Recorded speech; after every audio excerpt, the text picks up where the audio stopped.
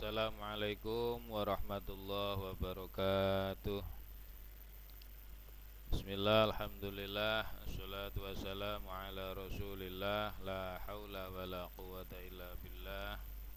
Rabbi israhli sadri wa yassirli amri wahlul uqdatan min lisani yafqahu qawli.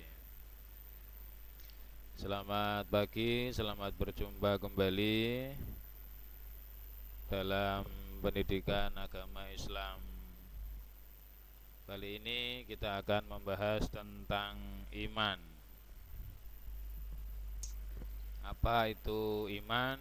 Bagaimana karakteristik iman? Dan bagaimana proses keimanan serta bagaimana supaya iman kita ini kuat.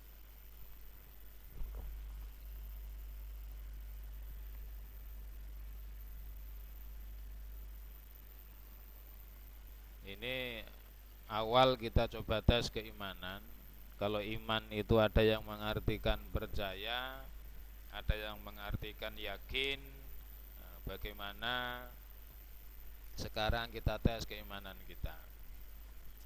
Seandainya malam Jumat Kliwon kemudian Anda lewat di pinggir kuburan tengah malam, kira-kira apa yang ada dalam pikiran Anda?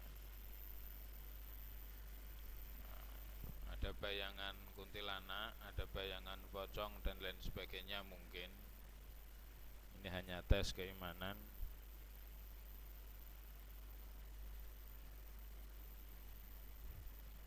Anda melihat sebuah pohon yang sangat besar. Pohonnya rindang, pohon asem atau pohon beringin. Apa yang ada dalam apa yang Anda rasakan? Anda lewat di tengah hutan, Anda melihat rumah tua yang lama tak dihuni, rumah kosong. Kira-kira apakah Anda melihat penampakan? Pertanyaannya adalah kenapa sama-sama gaib setan ini begitu kuat menggoda ataupun masuk dalam pikiran kita? Karena visualisasi hantu setan ini begitu jelas sejak kita masih kecil.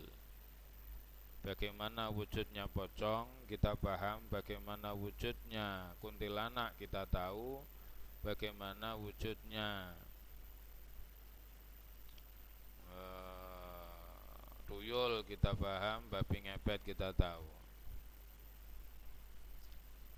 Sehingga gambaran-gambaran hantu yang begitu jelas ini masuk dalam pikiran bawah sadar kita. Sementara gambaran Allah, gambaran Nabi kita tidak pernah melihatnya. Itulah yang mempengaruhi keimanan kita ataupun kepercayaan kita pada mereka. Kadang-kadang sampai paranoid, sampai ketakutan, tidak ada setan, apa-apa dianggap setan.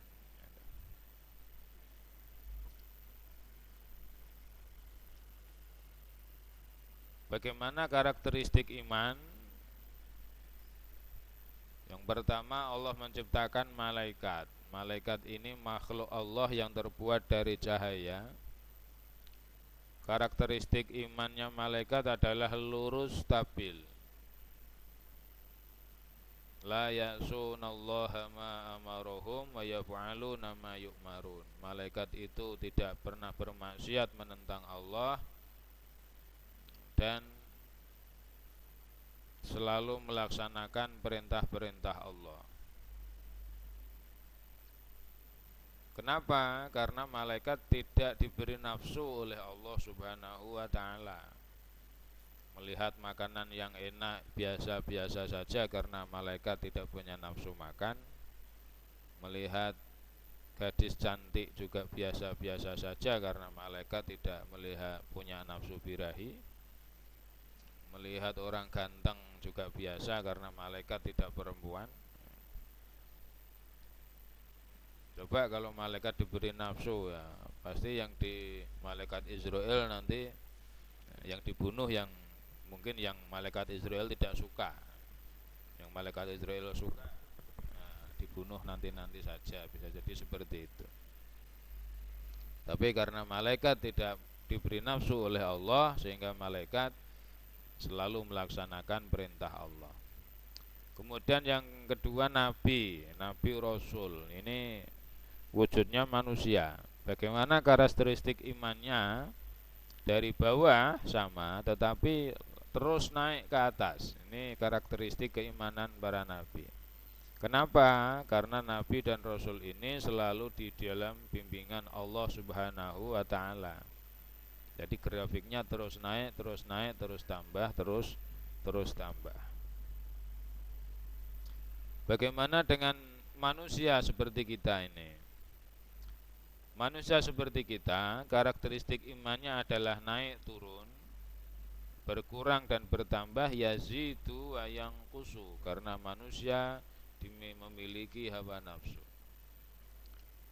Akan tetapi manusia ini makhluk yang unik, makhluk yang hebat. Kenapa? Ketika manusia mampu mengendalikan nafsunya dan menaikkan imannya, dia bisa lebih tinggi daripada malaikat.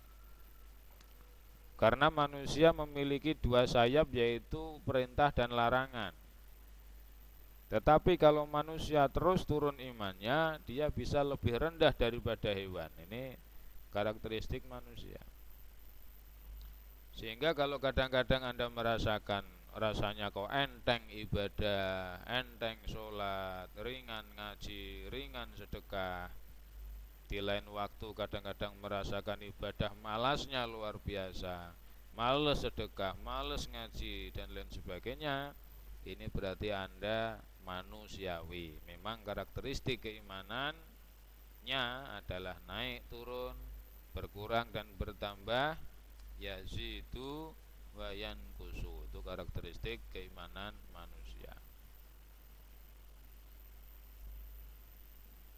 Ini adalah pohon tempat berteduhnya Rasulullah ketika berdagang bersama pamannya.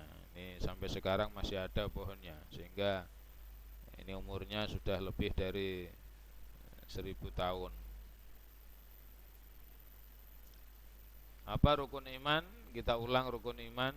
Yang pertama adalah iman kepada Allah, iman kepada malaikat Allah, iman kepada kitab Allah, iman kepada Rasul atau utusan Allah, iman kepada hari akhir atau hari kiamat, dan iman kepada qadha dan qadar. 6 ini harus kita yakini semua, harus kita imani semua. Kenapa? Kalau kita hanya iman kepada Allah dan tidak iman kepada yang lain, ini tidak bisa, karena ini merupakan satu rangkaian. Bagaimana kita iman kepada Allah sedangkan yang memberitahu tentang Allah adalah Rasul? Berarti kita juga harus percaya kepada Rasul. Bagaimana kita percaya kepada Rasul sedangkan mediator perantara antara Allah dan Rasul adalah malaikat? Otomatis kita harus beriman kepada malaikat. Bagaimana kita beriman kepada malaikat sementara malaikat itu menurunkan kitab dari Allah kepada malaikat Jibril, kepada Rasul yang diturunkan adalah kitab pengetahuan tentang Allah, tentang malaikat, tentang agama. Harus beriman kepada hari akhir, karena nanti Allah lah yang akan menjadi hakim, maha hakim, raja maha raja. Harus beriman kepada qadha dan qadar, karena ini adalah keputusan Allah Subhanahu wa taala. Jadi semua rukun iman ini harus kita yakini, harus kita imani. Tidak bisa satu-satu.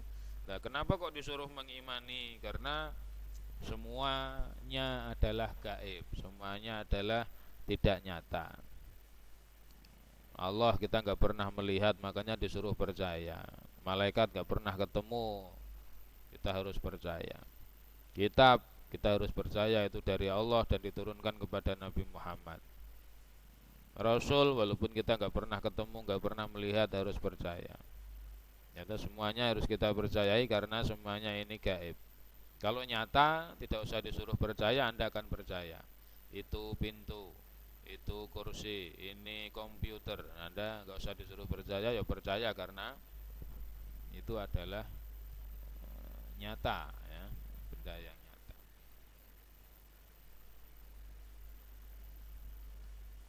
Bagaimanakah proses keimanan? Ya, karena kemarin ada yang ketika Arab Badui menghadap kepada Rasul dikatakan kamu baru berislam dan belum beriman, maka sekarang bagaimana proses keimanan?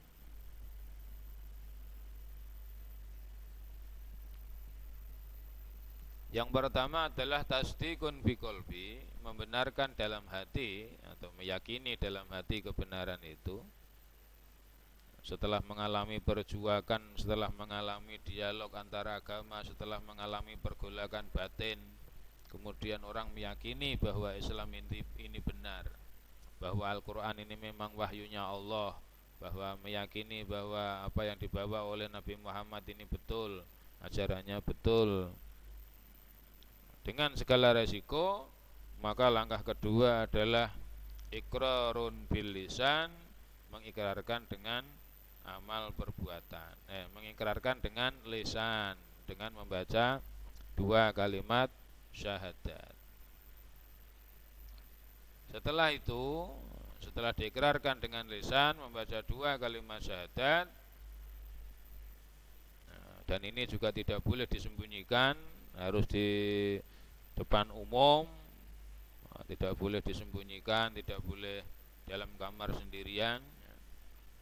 Karena apa? Karena ketika orang masuk Islam maka dia akan mempunyai konsekuensi hukum. Setelah diikrarkan dengan lisan keimanannya dengan membaca dua kalimat syahadat, lalu diamalkan dalam perbuatan, dan setelah itu baru melakukan amaliyah keislaman, diantaranya mulai sholat, mulai puasa, mulai belajar ngaji dan lain sebagainya.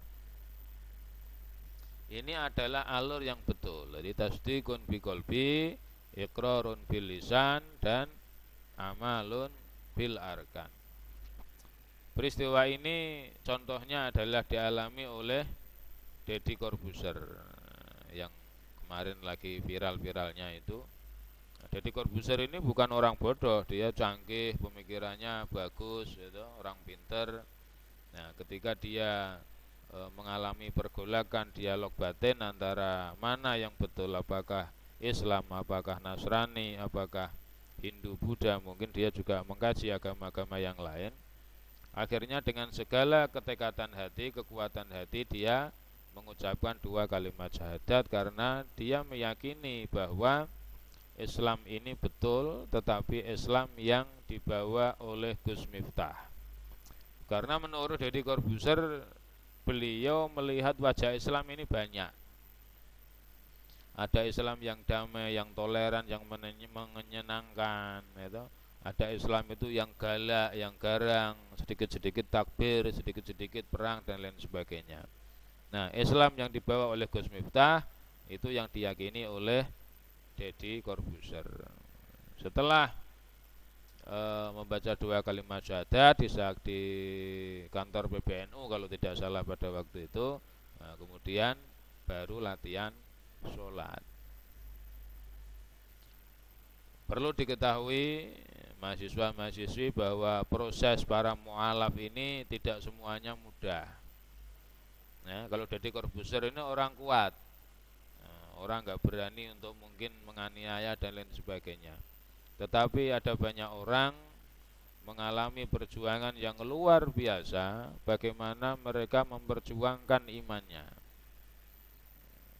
Kalau kita membaca cerita para mu'alaf itu, ada yang lari dari rumahnya, diancam mau dibunuh, dicoret dari daftar warisan dan lain sebagainya.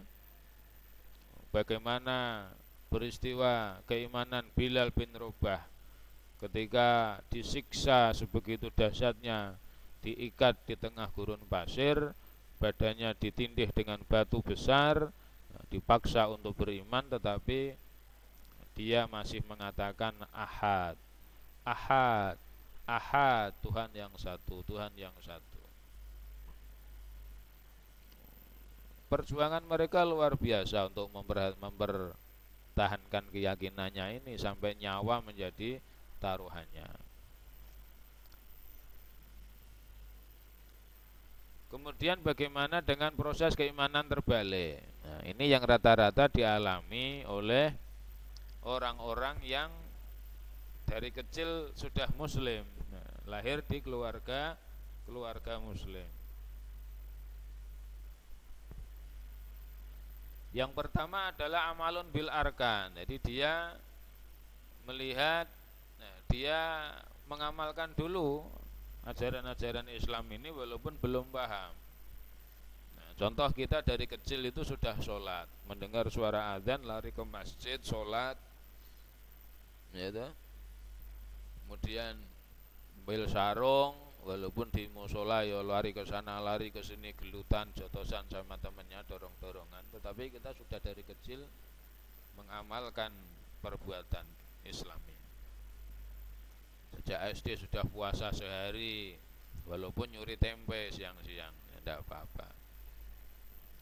Setelah diamalkan dalam perbuatan ini, kemudian baru kita iqrarun bil lisan, menyatakan keislaman kita. Kadang banyak yang lupa kapan dia masuk Islam, kadang nggak tahu. Tahu-tahu Islam itu aja. Nggak ada tanggalnya, nggak kapannya, disaksikan siapa, ya nggak tahu. Kalau saya pas sunat dulu, pas khitanan itu ada, saya naik panggung baca Quran, baca juz 30 ya, wadduha sampai selesai.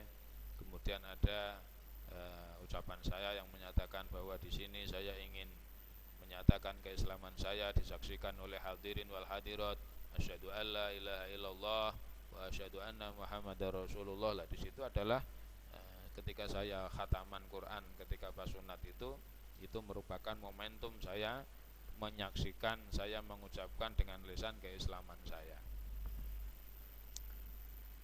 Kemudian pertanyaan selanjutnya yang perlu dan sangat penting adalah kapan yakin. Nah, ini yang penting.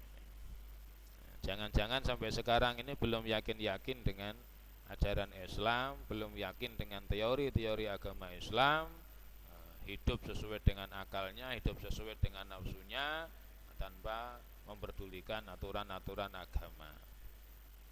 Ini sangat berbahaya nih, karena terbalik prosesnya ya. Diamalkan dalam perbuatan, diucapkan dengan lisan, dan pertanyaan terakhir adalah kapan yakin. Bagaimana caranya supaya iman kita ini kuat? Jadi pengalaman spiritual seseorang ini akan mempengaruhi keimanannya. Jadi pengalaman spiritual seseorang ini akan mempengaruhi keimanan seseorang juga. Tanpa pengalaman, keimanan kita akan kering. Kita hanya akan melihat teori-teori agama, sementara agama ini akan terasa sebagai sebuah beban kehidupan. Sholat rasanya berat, sedekah rasanya berat, ya toh.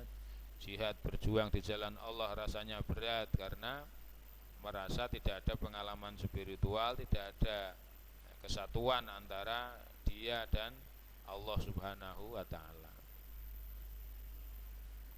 Bagaimana penjabarannya?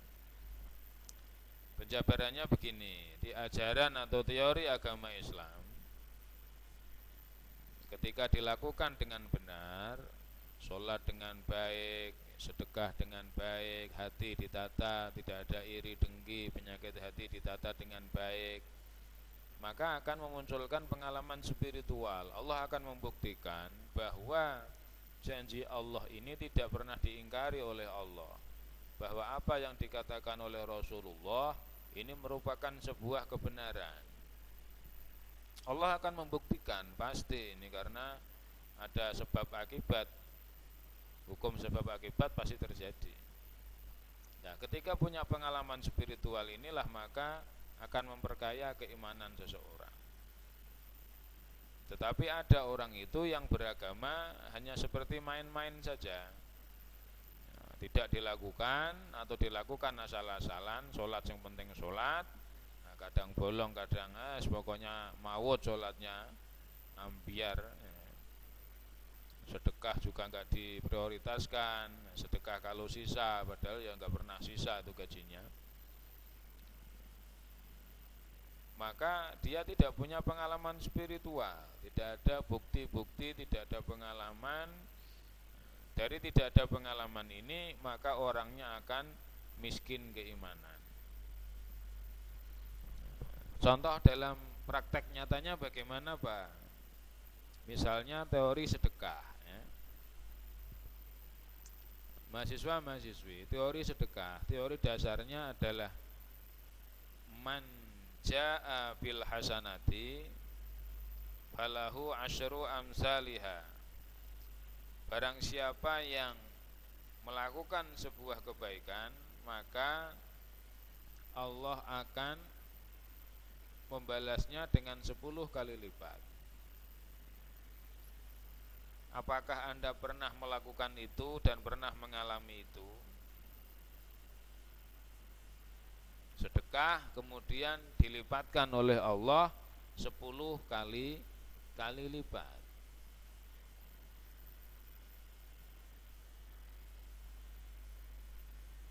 Sedekah kemudian dilipatkan 10 kali lipat. Loh, katanya kalau berbuat harus karena Allah, Pak, tidak mengharap apa-apa, ya. Kadang-kadang kita menemukan kata-kata seperti itu. Perlu diketahui bahwa orang menyembah kepada Allah ini ada 3 tingkatan. Yang pertama adalah lil khauf, karena takut. Jadi kenapa kamu sholat? Supaya saya tidak masuk neraka. Kenapa kamu ibadah? Supaya tidak ada bencana. Jadi menyembahnya Allah ini karena ketakutan. Kemudian yang level ke atas berikutnya adalah lirroja, karena harapan, karena punya harapan. Kenapa kamu sholat? Supaya dimasukkan ke dalam surga. Kenapa kamu sedekah? Supaya rezeki saya berlipat. Nah, ini ada harapan ini. Berarti ketika Anda sedekah dan Anda berharap, ini masuk pada tataran level kedua, level atas kedua. Berarti boleh-boleh saja karena kita berharap kepada Allah, dan itu juga janji Allah dan janji Rasulullah. Kemudian untuk level yang tinggi lagi yaitu lil mahabbah, karena cinta. Ketika kita sudah masuk ke ranah karena cinta ini, maka ketika memberi, ketika berbuat itu sudah tidak ada keinginan dibalas, itu sudah ikhlas, tidak ada keinginan apa-apa, dibalas nggak dibalas, ini saya lakukan. Nah, ketika orang berbuat kemudian jangan mohon balasan, harus ikhlas karena Allah, ini kita menggiring orang untuk masuk pada level 3, kelil mahabbah tadi.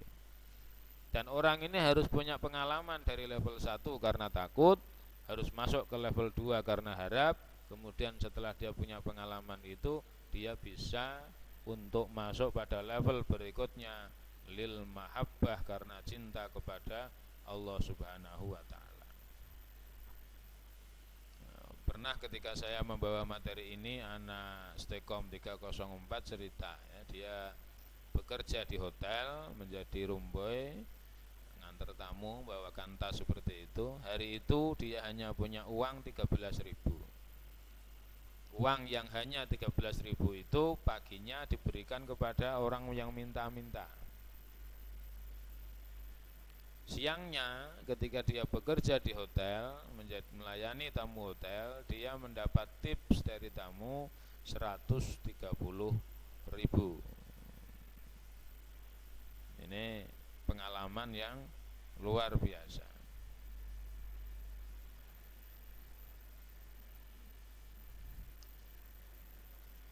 Kemudian karena dia sudah mendapatkan 10 kali lipat sesuai dengan angka 13.000 kali 10, maka dia mendapatkan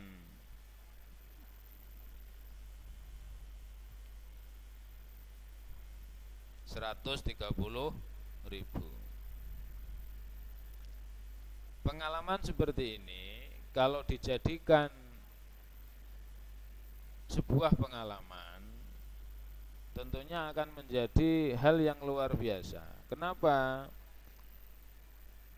Hal yang membuktikan bahwa Allah ini ada, bahwa teori agama itu betul. Ketika kita sedekah pasti dilipatkan 10 kali. Keyakinan ini ketika dipupuk maka akan menimbulkan sebuah semangat untuk sedekah. Dan akhirnya rizkinya akan berputar seperti bola salju, semakin lama semakin besar, semakin lama semakin besar.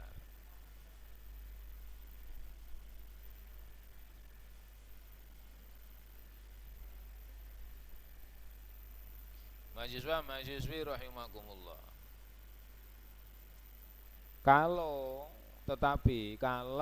pengalaman tadi dianggap hal yang biasa-biasa saja, gitu, kebetulan, bejo dan lain sebagainya, maka peristiwa yang luar biasa tadi tidak akan menjadi pengalaman spiritual dan akan menguap sebegitu saja, tidak akan mempengaruhi keimanan. Walaupun memang pada akhirnya kelanjutan dari keimanan kita adalah ketika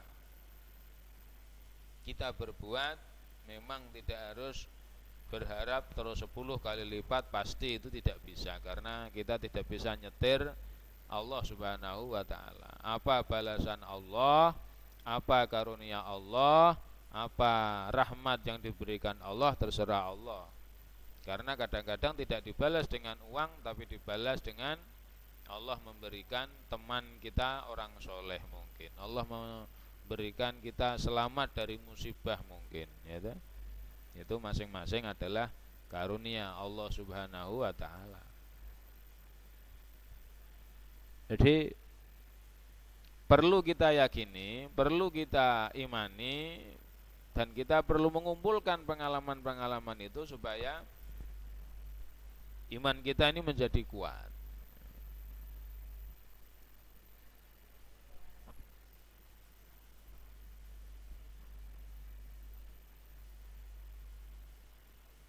Sekarang bagaimana kisah Nabi Ibrahim meminta bukti kepada Allah Subhanahu wa taala. A'udzu billahi minasyaitonir rajim. Bismillahirrahmanirrahim.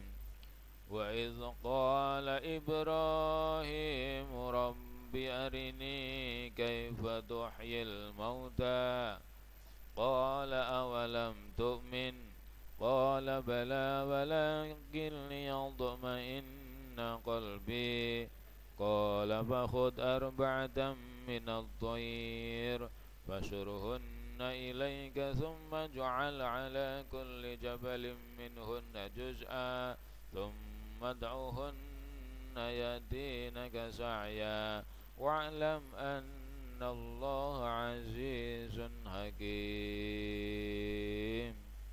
Shadaqallahul adzim. Quran surat Al-Baqarah surat kedua ayat 260. Wa idz qala Ibrahim rabbi arini kaifa tuhyil mauta. Ketika Nabi Ibrahim berkata, ya Allah perlihatkan kepadaku arini kaifa tuhyil mauta, bagaimana engkau menghidupkan orang mati.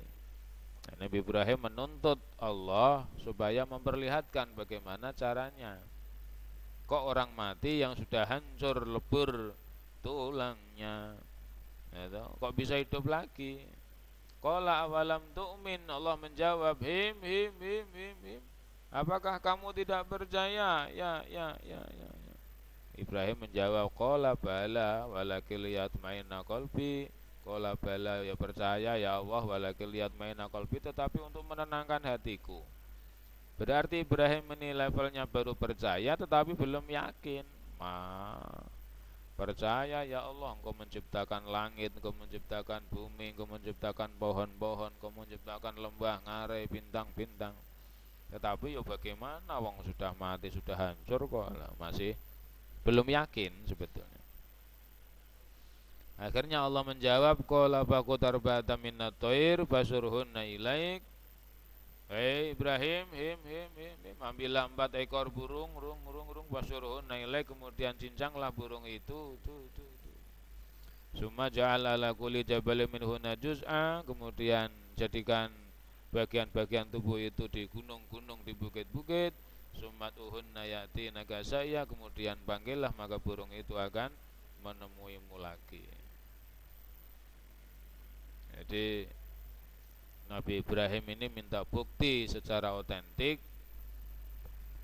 pengalaman empirik indrawi, indranya langsung menyaksikan, supaya Allah membuktikan tentang kekuatannya menghidupkan orang yang mati. Kemudian Allah menyuruh mengambil 4 ekor burung, dicincang, bagian-bagian tubuhnya dilempar ke sana kemari di bukit-bukit, dipanggil lagi dan datang lagi kepada Nabi Ibrahim. Ini adalah bukti. Setelah itu baru Ibrahim yakinnya luar biasa bahwa Allah ini luar biasa hebat, karena mampu membuktikan bagaimana menghidupkan orang yang sudah mati. Para pemirsa, jadi Nabi Ibrahim alaihissalam minta bukti bagaimana Allah menghidupkan orang yang mati. Bukti ini apa? Ini adalah pengalaman spiritual. Dari bukti-bukti inilah sehingga Ibrahim sangat yakin, keyakinannya sangat kuat terhadap Allah Subhanahu wa ta'ala. Sehingga ketika ada perintah meninggalkan Hajar dan Ismail di tengah jurang Mekah pada waktu itu, ditaati. Padahal bagaimana kok meninggalkan istri dan anak tercinta di tengah gurun pasir, tidak ada orang dan perbekalan juga sangat sedikit. Ini kalau tidak didasari dengan keimanan kepada Allah, maka Ibrahim tidak akan tega untuk meninggalkan istrinya, untuk meninggalkan anaknya tercinta. Tetapi karena keyakinan dalam hati inilah maka Ibrahim mampu menjalani proses itu. Dan memang Allah membuktikan bahwa di situ akhirnya muncul dari hentakan kaki Ismail mata air Zam-Zam. Kemudian karena ada air, banyak burung-burung yang berputar-putar di atasnya. Akhirnya para kabilah, para musafir banyak yang berhenti di situ dan membuat perkampungan, sehingga di situ muncul perkampungan. Inna Sofa wal Marwata min syairillah. Sesungguhnya Sofa dan Marwah adalah syiar-syiar Allah. Syiar Allah yang bagaimana? Membuktikan bahwa Allah mampu memberi makan, Allah mampu menghidupi hambanya, yaitu pada waktu itu Ibu Hajar dan Ismail yang masih bayi.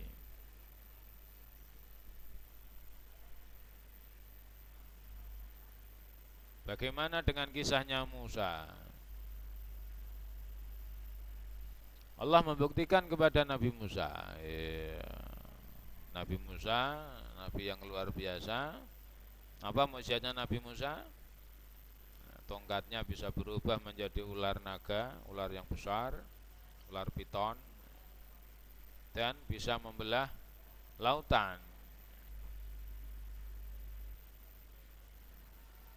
Peristiwa ini terjadi, diliput dalam Quran surat Al-A'raf ayat 143. Walamma a'udzu billahi minasy syaithanir rajim. Bismillahirrahmanirrahim. Walamma jaa'a Musa limiqatina wa kallamahu rabbuh qala rabbi arini anzur ilaik qala lan tarani walakin anzur ilal jabal fa in istaqarra makanahu fasawfa tarani falamma tajalla rabbuhu lil jabali ja'alahu dakkan wa kharra Musa su'iqa falamma afaqa qala subhanak Subhanaka tubtu ilaik wa ana awwalul mu'minin. Shadaqallahul azim. Peristiwa ini terjadi ketika Allah memanggil Musa di Bukit Tursina untuk Allah menyampaikan langsung berkata kepada Musa, bagaimana peristiwanya, dan tatkala Musa datang untuk bermunajat dengan kami pada waktu yang telah kami tentukan, dan Tuhan telah berfirman langsung kepadanya. Nah, jadi gambarannya adalah Nabi Musa berada di dunia, Allah berada di alam lain, tetapi ada sekat tabir yang menutupi. Dan Musa bisa mendengar langsung Allah, tetapi tidak bisa melihat Allah. Akhirnya Musa ngeyel, dalam bahasanya ini ngeyel. Ya Tuhanku, nampakkanlah diri engkau kepadaku agar aku dapat melihat kepada engkau. Rabbi arini anzur ilaik. Nampakkan saja ya Allah, nampakkan. Oh, dengar suaranya kok enggak nampak sekalian. Pikirnya Musa mungkin gitu. Supaya apa? Supaya lebih yakin, supaya lebih mantap. Akhirnya Tuhan berfirman, Musa, kamu sekali-kali tidak sanggup melihatku. Sudah firman seperti itu tetap ngeyel, nampakkan ya Allah, nampakkan. Tetapi lihatlah ke bukit itu, maka jika ia tetap di tempatnya sebagai sedia kala, niscaya kamu akan dapat melihatku. Akhirnya ya karena Musa ngeyel ya tetap dijawab oleh Allah. Coba lihat ke bukit itu Musa, kalau bukit itu kok utuh ketika aku muncul, ya kamu bisa melihatku. Tatkala Tuhannya menampakkan diri kepada gunung itu, dijadikannya gunung itu hancur luluh, dan Musa pun jatuh pingsan. Gunungnya meledak, duor, dan Musa terpelanting pingsan. Maka setelah Musa sadar kembali, dia berkata, Subhanaka, Maha suci Engkau ya Allah,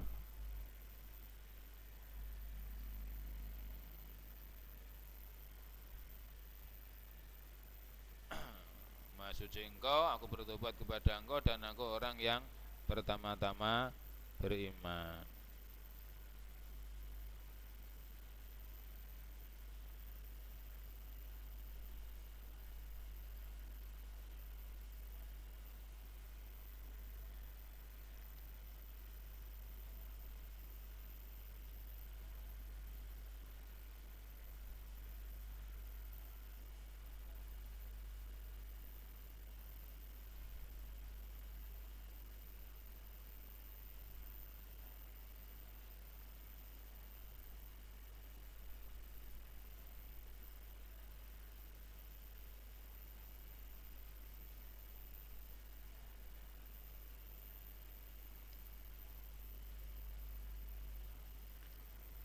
Mahasiswa mahasiswi pemirsa yang budiman,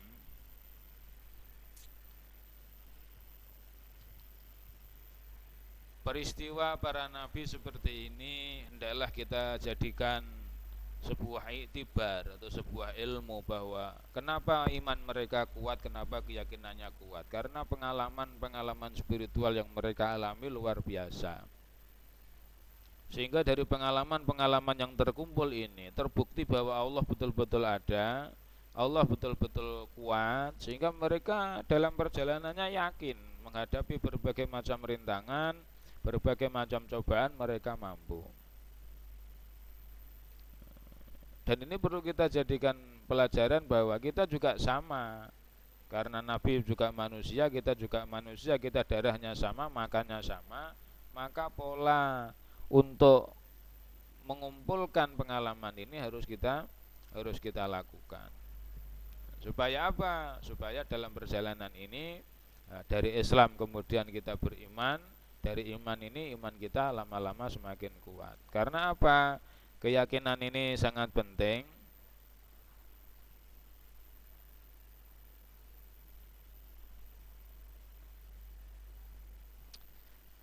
Agar sangat Sangat penting. Kenapa? Kalau tidak yakin, maka perjalanan kita ini akan hampa, akan susah, akan kering, ya, tanpa sebuah kemantapan, tanpa sebuah keyakinan tentang Tuhan, tentang Allah Subhanahu wa taala. Tetapi bagi orang yang punya keyakinan yang kuat, maka seberat apapun perjalanan ini, sesusah apapun perjalanan ini, maka dia akan mampu menghadapinya. Karena apa? Karena yakin dengan kekuasaan Allah Subhanahu wa taala, yakin bahwa Allah akan menolong hamba-hambanya yang beriman sebagaimana Allah telah menolong kepada para nabi dan utusannya. Pertanyaannya, apakah Anda punya pengalaman spiritual? Iya. Wassalamualaikum. Ya, sampai di sini pertemuan pada pagi hari ini tentang iman. Apa itu iman, karakteristik iman, cara supaya kita beriman supaya kuat. Nah, maka selamat menempuh perjalanan spiritual Anda. Semoga Allah memudahkan Anda mempunyai iman yang kuat, menjadi insan-insan yang tangguh dalam mempelajari kehidupan ini, sebagaimana perjalanan para nabi dan para rasul. Anda bisa menebar kemanfaatan di mana saja Anda berada. Anda meninggalkan jejak-jejak yang indah, jejak-jejak yang positif, membawa manfaat dan cahaya untuk orang-orang di sekitar Anda. Wallahu minkum, kurang lebihnya mohon maaf. Wassalamualaikum warahmatullahi wabarakatuh.